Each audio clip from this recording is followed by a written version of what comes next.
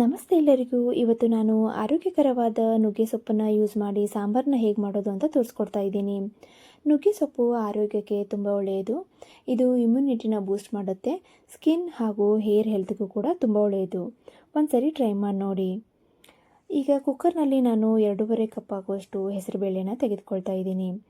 ಹೆಸರುಬೇಳೆನ ಚೆನ್ನಾಗಿ ನೀರಿನಲ್ಲಿ ವಾಶ್ ಮಾಡಿ ನಂತರ ಇದಕ್ಕೆ ಬೇಕಾಗುವಷ್ಟು ನೀರನ್ನು ಹಾಕಿ. ಇಲ್ಲಿ ನಾನು 1.5 ಕಪ್ ಆಗುವಷ್ಟು ನೀರನ್ನು ಹಾಕ್ತಾ ಇದ್ದೀನಿ.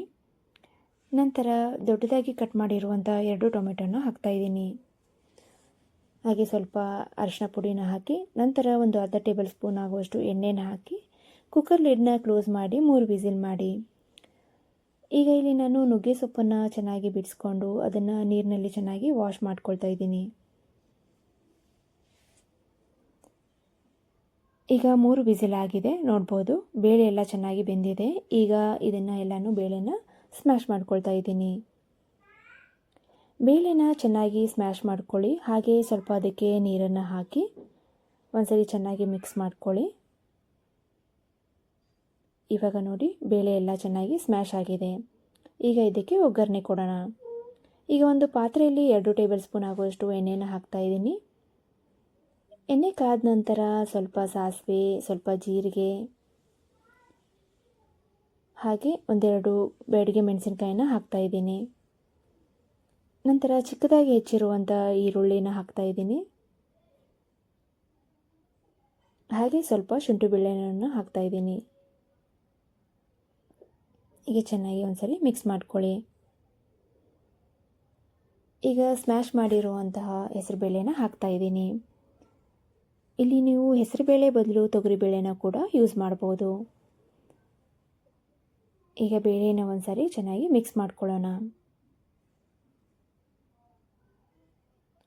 ಈಗ ಇದಕ್ಕೆ ತೊಳೆದಂತಹ ನುಗ್ಗೆ ಸೊಪ್ಪನ್ನು ಹಾಕ್ತಾ ಇದ್ದೀನಿ. ನಂತರ ಒಂದ್ಸರಿ ಚೆನ್ನಾಗಿ ಮಿಕ್ಸ್ ಮಾಡ್ಕೊಳ್ಳಿ.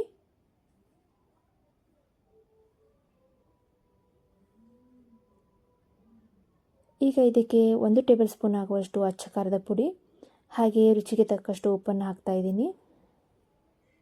ಚೆನ್ನಾಗಿ ಒಂದ್ಸರಿ ಮಿಕ್ಸ್ ಮಾಡ್ಕೊಳ್ಳಿ. ನಂತರ ಕುಕ್ಕರ್ ಲಿಡ್ನ ಕ್ಲೋಸ್ ಮಾಡಿ ಸ್ವಲ್ಪ ಹೊತ್ತು ಬಾಯ್ಲ್ ಆಗಲು ಬಿಡಿ. ನಿಮಗೆ ವಾಟರ್ ಕನ್ಸಿಸ್ಟೆನ್ಸಿ ನೋಡಿ ಹಾಕಬೇಕು.